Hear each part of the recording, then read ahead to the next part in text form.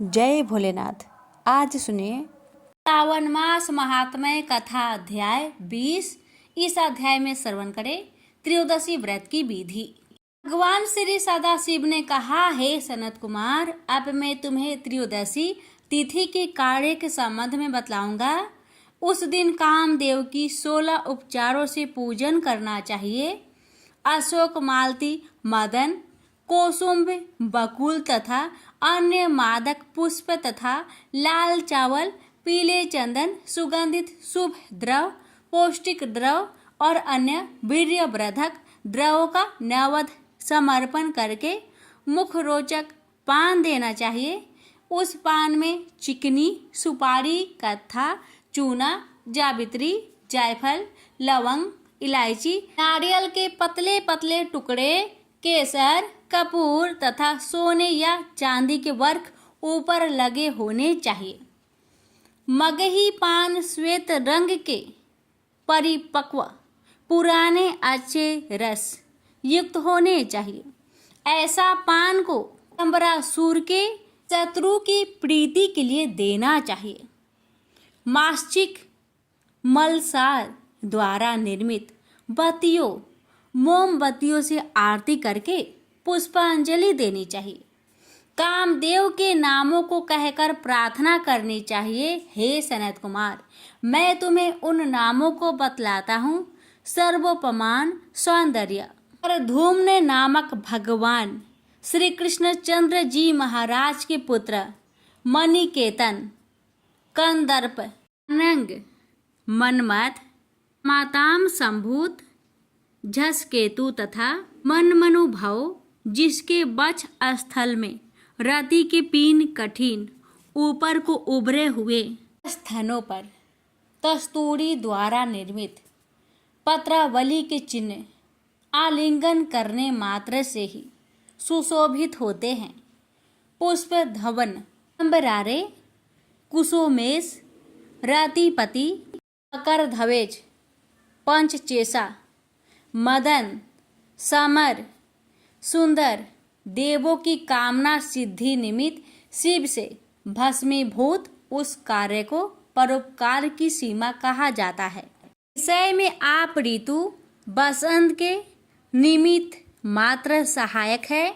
आपके मनोरंजन के निमित्त इंद्र दिन रात तैयार करते हैं, क्योंकि तपस्वियों से अपने स्थान के च्युत होने के बारे में वही इंद्र आपसे डरा करते हैं। आपको छोड़कर सिरदृढ़ मन से भला दूसरा कौन विरोध कर सकता है। आपको छोड़कर पर ब्रह्मानंद तुल्य अन्य आनंददाता और कौन है। आपके तुल्य महामोहकारी अन्य कौन वीर्यशाली है। आप अनिरुद्ध भगवान श्री कृष्णचंद्र जी महाराज के पुत्र सूर्य प्रभु मलयाचल संभूत चंदन तथा अगरू से सुगंधित हैं। संसार को विजयी करने में दक्षिण दिशा की मलय वायु आपकी सहायिका है। शरद ऋतु चंद्रमा के उत्तम मित्र, जगत सर्जन कारणनाथ, आपका अस्त्र उत्तम, अमोघ, मर्म छेदियों के लिए करुणा तथा प्रतिकार रहित है, परंतु निस्सीम क्षोभ का कारण स्वतुल्य प्रदात दर्शन का साधक है। हे तात, संसार को विजय करने में प्रकृति स्वरूप मुख्य अलंकार सहायक है। हे मानद, आपने सभी उत्तम देव को हंसी का पात्र बनाया है। आपके ही निमित्त से ब्रह्मा अपनी पुत्री के लिए लंपट हुए। भगवान विष्णु वृंदा में आसक्त तथा शंकर स्त्री कलंक से अपसय हुए। इंद्र ने अपनी सत्ता में रहकर गौतम की पत्नी अहिल्या के संग दुष्कर्म में निरत हो बहुत काल व्यतीत किया। चंद्रमा ने बलात्कार द्वारा बृहस्पति की पत्नी का अपहरण किया था। बारंबार विश्वामित्र को किसने तपोभ्रष्ट किया। हे वत्स, इन लोगों को प्रधानतया कहा है, अधिक कहने में लाभ क्या है। हे काम मदन, इस संसार में अधिक बिरले ही जितेंद्रिय ब्राह्मण मिलेंगे जिन्हें आपने भस्मीभूत न किया हो। भगवान आप इस पूजा से सुप्रसन्न हो। श्रावण शुक्ला 13 के दिन कामदेव से अमित हो जाने से प्रवृत्ति मार्गी लंपट जीवों को आप अत्यधिक वीर्य तथा पुष्टि देते हैं और निवृत्ति मार्ग में लगे हुए निरत जीव के काम रूपी विकार को हर लेते हैं। कामी के लिए रमणीय ऊपर उठे स्तनों वाली तथा कमल नेत्र वाली शरद ऋतु जन्य पूर्ण चंद्रमा समान रसी मुख वाली तथा गंभीर नाभि वाली केले की तुल्य जांघों वाली गुप्त गुल्फ वाली चाल में गज की तरह मंदगामिनी पीपल के पत्ते के तुल्य कामागार योनि वाली अधिक शोभ्यमान बड़ी श्रोणी वाली शंख तुल्य गले वाली बड़े जंघनों से सुशोभित बिंब फल तुल्य होठों वाली सिंह तुल्य कटी वाली नाना अलंकारों से विभूषित और मन में रम जाने वाली नव युवतियों से श्रावण शुक्ला पक्ष त्रयोदशी के दिन अर्चित हो। चिरायु गुण संपन्न सुखदायी श्रेष्ठ बहुत संतान देने वाली हे तात, तुमसे मैं त्रयोदशी के कार्य को कहता हूँ, सुनो। हे तात, मैंने जो तुमको अष्टमी के दिन का पवित्र रोपण बतलाया है, यदि मनुष्य उसे उस दिन ना कर पाए तो भगवान सदा शिव के प्रियर्थ चतुर्दशी के दिन कर लेना चाहिए। देवी तथा विष्णु तुल्य हो पवित्रा का निर्माण करना चाहिए। केवल प्रार्थना तथा नाम भेद की कल्पना करनी चाहिए। विकल्प से यहाँ जो कुछ विशिष्ट बात है उसे मैं अब तुम्हें बतला रहा हूँ। 11, 38 या 50 तार का 12 बर की ग्रंथियों वाला तथा तुल्य मध्य भाग वाला पवित्र बनाना चाहिए। पवित्र 12 अंगुल 8 अंगुल परमान के होने चाहिए। अब विस्तार से बनवाकर शिव प्रियार्थ समर्पण करना चाहिए। बाकी विधि पहले के समान ही है। हे महामुने, योग करने मात्र से मनुष्य अंत में कैलाश को जाता है। हे सनत कुमार, मैंने तुमको यह पूजा विधि बतलाई है। अब तुम और क्या जानना चाहोगे? प्रेम से बोलिए हर हर महादेव। अब आगे की कथा सुनिए। ब्रह्मा जी बोले, एक समय जब वही संसार की सार भूत सती अपने पिता दक्ष की गोद में बैठी थी तो मैंने तुम्हारे साथ जाकर उसे देखा और उसके पिता ने मुझको और तुमको भी प्रणाम किया और लोक रीति के अनुसार उसने भी हमें भक्ति से प्रणाम किया। सती को देख हम दोनों नम्र हो उसके पिता के दिए हुए आसन पर बैठ गए और सती से बोले कि हे सती, जो तुम्हें चाहते हैं और जिन्हें तुम चाहती हो, क्या ऐसे जगदीश्वर की तुम पत्नी बनोगी? ऐसा कहा दक्ष की पूजा को स्वीकार कर हम दोनों अपने स्थान को चले गए। जब सती कुमार अवस्था को त्याग युवा अवस्था को प्राप्त हुई तब उनके पिता दक्ष उनके विवाह की चिंता करने लगे।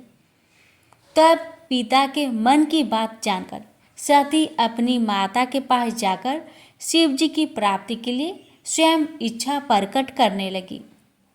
शिव जी की प्राप्ति के लिए वे माता से तप करने के लिए आज्ञा मांगने लगी। माता ने घर में ही शंकर की आराधना आरंभ करा दिया। आश्विन मास की नंदा तिथि में गुड़ चावल और नमक से सती ने शंकर की पूजा आरंभ की। 12 महीने स्वविधि पूजा की और भोग लगाया। फिर उस नंदा व्रत को समाप्त कर सती ने अन्याय भाव धारण किया और शिव जी की आराधना करने लगी। मैं विष्णु सहित सब देवताओं को साथ ले सती की तपस्या देखने गया। शिव जी के ध्यान में मग्न सती देवताओं की दूसरी सिद्धि के समान दिखाई पड़ी। हम सब देवताओं ने हाथ जोड़ उन्हें प्रणाम किया।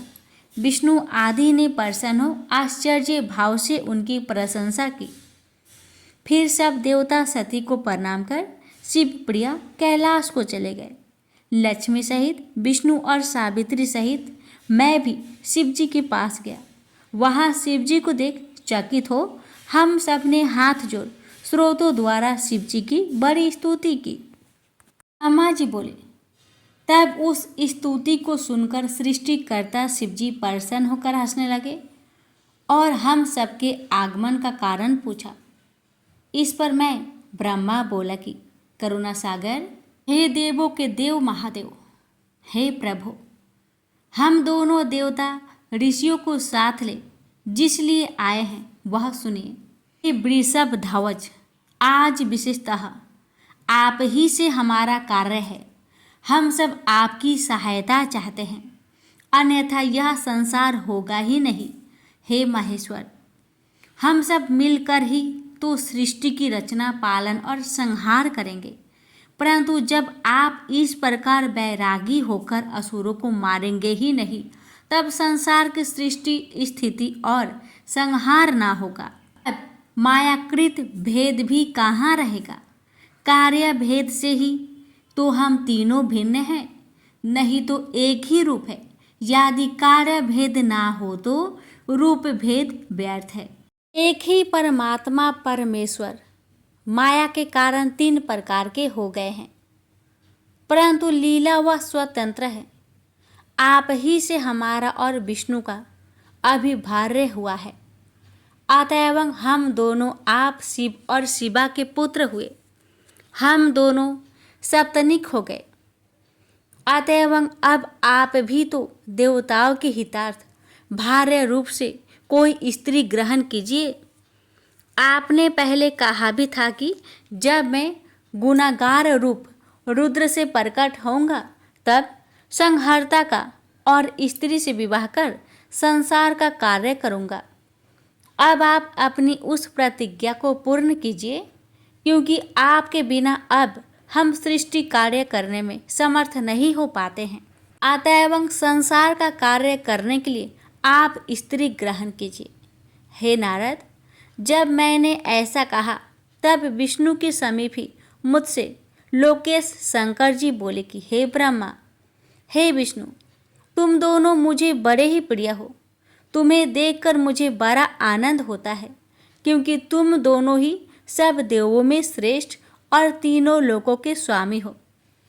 तुम्हारा यह लोकपरायण कथन बड़े ही महत्व का है, परंतु हे देव श्रेष्ठ, मुझे विवाह करना उचित नहीं प्रतीत होता, क्योंकि मैं तपस्वी, विरक्त और एक प्रसिद्ध योगी हो गया हूँ। मुझ अवधूत को स्त्री से क्या प्रयोजन? मुझे तो केवल योग में ही आनंद आता है।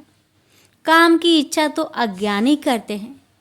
विवाह लोक बंधन है, मेरी उसमें कुछ भी रुचि नहीं है, परंतु आपके कथा अनुसार संसार का कल्याण करता ही रहूँगा। मैं तुम्हारे सर्ग गर्भित वचनों को सर्वदा मानता रहूँगा, और यदि हट करोगे भक्तों के अधीन होने के नाते विवाह भी कर लूँगा, जिससे कि तुम्हारे विचार से मेरा यह आवश्यक कर्तव्य भी पूर्ण हो जावे। परंतु पहले तो आप उस काम रूपिणी योगिनी को तो उपदेश कीजिए, जो कि विवाह पूर्वक मेरे तेज को संवरण कर सके। जब मैं योगी हूँ तब वह योगिनी हो जाए, और जब मैं काम सक्त हूँ तब वह कामिनी बन जाए। वह मेरी विघ्न करने वाली ना हो, अन्यथा मेरा भविष्य चौपट हो जाएगा। ब्रह्मा, विष्णु और महाभाग शंकर शिव के ही अंग है, अतएव हमें उन्हीं का चिंतन करना चाहिए। हे ब्रह्मा, मैं उन्हीं ब्रह्मा का चिंतन में अविवाहित रहता हूँ। अस्तु, पहले मेरा अनुसरण कृत स्त्री को आप ऐसा उपदेश करें कि वह मेरे वचनों की विश्वासनी होगी या नहीं। यदि उसे मेरे वचनों में विश्वास ना होगा तो मैं उसे त्याग दूंगा। ब्रह्मा जी कहते हैं कि जब शंकर जी ने मुझसे ऐसा कहा तब मैंने और विष्णु ने प्रसन्न हो हंसकर बड़ी नम्रता से उनसे कहा कि हे नाथ, हे महेश, आपके योग स्त्री हम बतलाते हैं। जिस लक्ष्मी ने पहले 2 स्वरूप धारण किए थे, वही अब तीसरे भिन्न रूप में उमा नाम से प्रकट हुई है। लक्ष्मी और सरस्वती ने तो अपना पति बना लिया, परंतु उमा अभी किसी की स्त्री नहीं हुई है। अभी वह दक्ष की कन्या हुई है। सती उनका नाम है। वही सब प्रकार से आपकी हितकारिणी होगी। वही महातेजस्विनी सती आपको अपना पति बनाने के लिए ढिंढवर्ती होकर तप कर रही है। हे महेश्वर, आप उस पर कृपा कर उसे वर देने जाइए और इच्छित वर देकर उससे विवाह कर लीजिए। शंकर जी, मेरी, विष्णु और सब देवताओं की यही इच्छा है, उसे पूर्ण कीजिए। हम आपके इस उत्सव को शीघ्र देखना चाहते हैं। शिव जी से ऐसा कहकर मैंने अच्युतीय भगवान से कहा कि हे केशव, मेरे कहने से जो बच गया हो, अब उसे आप इन भक्त वत्सल शिव जी से कह दीजिए। विष्णु जी ने भी सती से विवाह करने के लिए शिव जी से अनुरोध किया। तब भक्त वत्सल सुविज्ञानी शंकर जी ने तथास्तु अर्थात ऐसा ही हो कहकर हम सबको विदा किया और हम सब अपने लोक को चले गए।